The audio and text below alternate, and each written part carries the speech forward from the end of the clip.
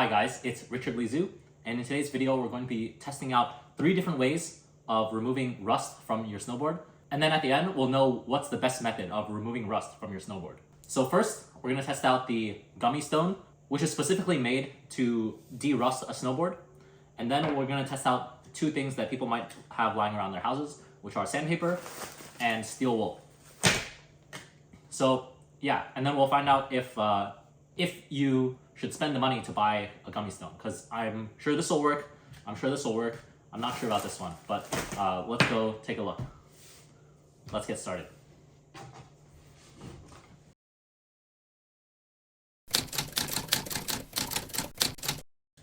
So as you can see here, the snowboard is pretty rusted. There's a lot of rust here and a lot of rust here. There's not as much rust around here, but obviously we're going to do the entire thing and remove this rust. So this snowboard has been lying around for over 10 years. I actually just bought it for 20 bucks. And yeah, this gummy stone was actually $9 by itself. So this gummy stone costs almost as much as the board. So a little disclaimer, I'm not, a pro snowboarder or anything. I recently just made the commitment to buy snowboarding equipment. So this is going to be the start of a little snowboarding mini series. They say that one of the things that you can skimp on is actually the snowboard. And you don't want to skimp on boots. So that's what you should actually invest in first. So you can skimp on a snowboard, and you can buy a really cheap snowboard like this one, 20 bucks. And yeah, if it's rusty, then you can just knock off the rust. So here we have a gummy stone, which is kind of like sandpaper. It's kind of like an eraser. The texture is kind of like an eraser. And so we have a coarse one and a fine one. So this brown one is 60 grit, and this blue one is 240 grit.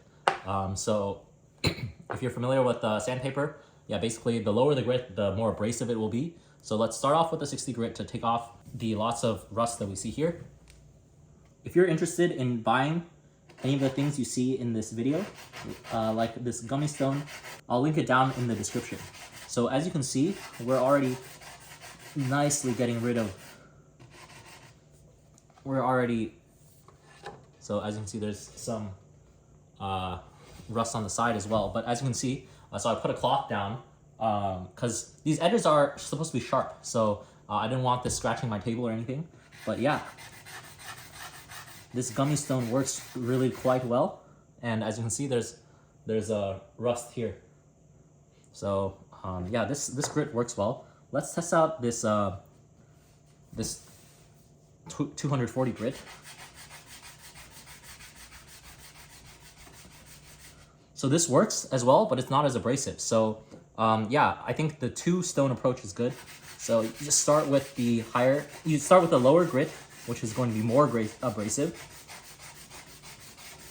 And you just run it across the bottom. And yeah, the rust is pretty much gone now. So as you're using the gummy stone, if bits and pieces start falling off, don't worry about that. That's kind of an intended behavior. Just because it's kind of soft. And so eventually, as you can see, I'm in the middle of this one, and already bits and pieces have come off a little bit. But the good thing about that is it kind of takes the shape of your snowboard. So kind of use that divot, and it manages to contour over your board. So don't worry if it starts doing that. That's kind of intended.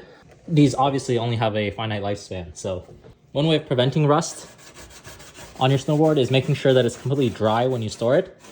And one of the reasons you might want to knock off the rust is, 1, it's a little unsightly, but 2 is, I don't know if you guys have REI in your area, but they will wax your boards for free if you're a member. So highly recommend that, but they'll only wax it if your board has no rust, because apparently it clogs up their machine or something like that. Not entirely sure I get it, but that's the rule. So make sure to de-rust your snowboard before going to them. So actually, a great time to get cheap snow equipment is actually right now, kind of at the end of the season. A lot of retailers will have closeout deals.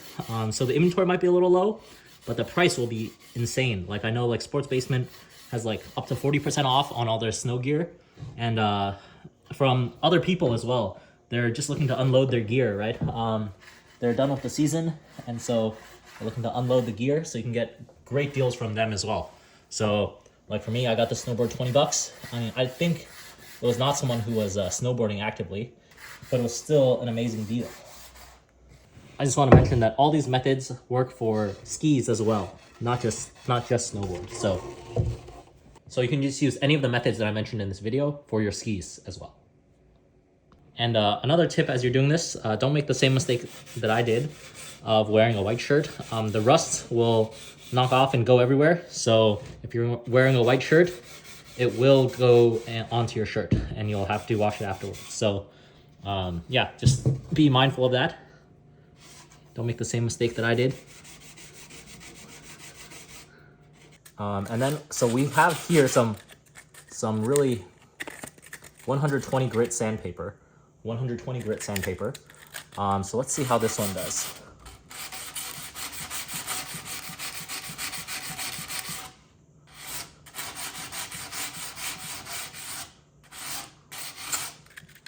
This one also works. So as you can see, I got some of it on my hand and then there. So we have this nail filing device. I forget what it's called. And let's see if this one.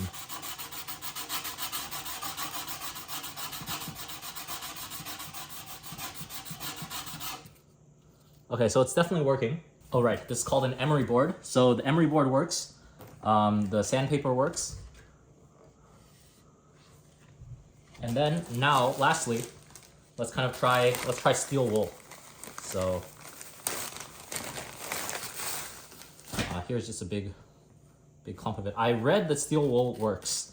I read that online. So let's take a little bit of it and let's work on this really bad section over here.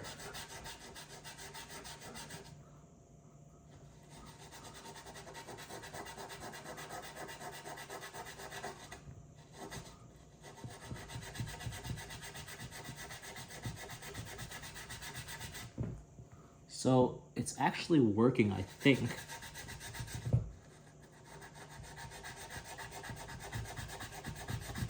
But it's not nearly as easy to use.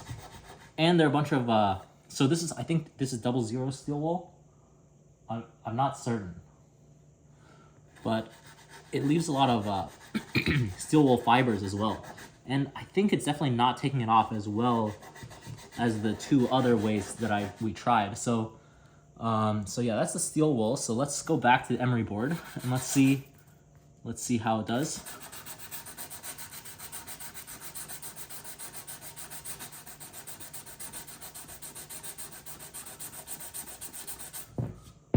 Okay, that works.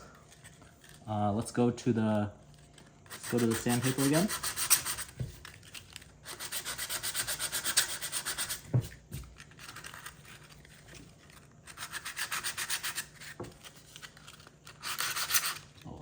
Awful sound. Okay, the sandpaper also works.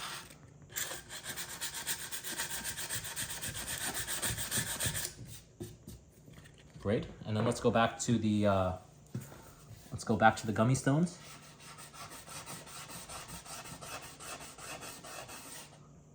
Yeah, honestly, the gummy stone I feel like is by far the easiest to use. Yeah, I mean, who would have thought, right? Like, item that's purposely made for something is the best at it. Okay, so now that we've done all of that, let's knock some off of this. Oh, whoops. All right, so, okay, let's kind of make our conclusions here.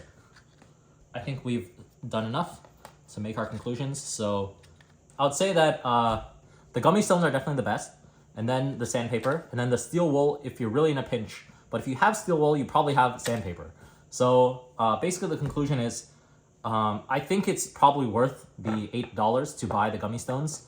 Honestly, they're like a lot easier to use. Sandpaper is expensive as well. I read part of the argument for gummy stones is that they last longer than sandpaper, which I could see. And it feels like they just, they're definitely a lot easier to use and hold.